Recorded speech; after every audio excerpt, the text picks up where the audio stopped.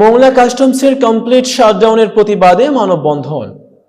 মোংলা উপজেলার প্রতিনিধি খান আশিকুজ্জামানের তথ্যচিত্রে দেখুন বিস্তারিত।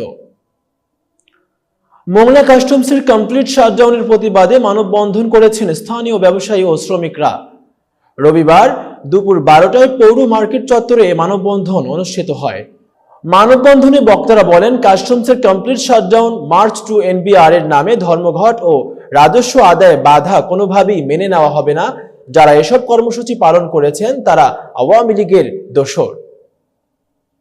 সাধারণ সম্পাদক, সাবেক যুব নেতা, বর্তমানে বিএনপি চক্রান্তের ভিতরে আওয়ামী লীগের কিছু খাতিস এখনো তারা বেছে বেছে আওয়ামী লীগকে নিয়োগ দিয়ে বর্তমানে বিদেশে বসে আজকে অনাহারে দিন কাটাচ্ছে।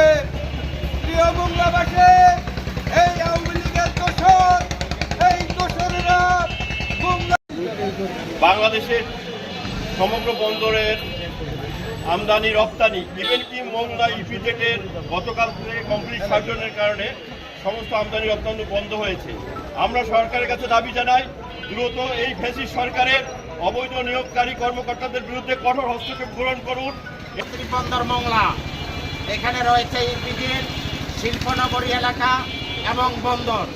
কাস্টমদের এই অনৈতিক কর্মবিরতির কারণে আজকে মোংলা বন্দর অচল অবস্থার সৃষ্টি হয়েছে। কর্মসূচি করছি, এই মানববন্ধন কর্মসূচিটা আমরা করছি আপনারা জানেন যে জুলাই আগস্ট বিপ্লবের পর ফ্যাসিবাদী খুনি হাসিনার নেতৃত্বে বাংলাদেশের গুন্ডা বাহিনী পলায়ন করার পরে বিশ্বখ্যাত প্রফেসর মোহাম্মদ ইউনূসের নেতৃত্বে বাংলাদেশের বিভিন্নভাবে সংস্কারের কর্মসূচি গ্রহণ করা হয়েছে।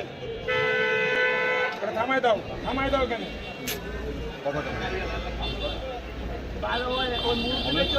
সংস্কারের কর্মসূচি গ্রহণ করা হচ্ছে। সেই সংস্কারের লক্ষ্যে সবাই আমরা জানি যে কাস্টমসের কর্মকর্তারা শুধু বাংলাদেশের মানুষ জানে না, গরিব মানুষ জানে না, বিশ্বব্যাপী জানে যে তারা চোর। একজন কাস্টম কর্মকর্তা মতিউর 15 লক্ষ টাকা দিয়ে ছাগল কিনে, এ কারণে সে জেলে যায় এবং দুর্নীতিতে আজকে বিচারের মুখোমুখি হচ্ছে।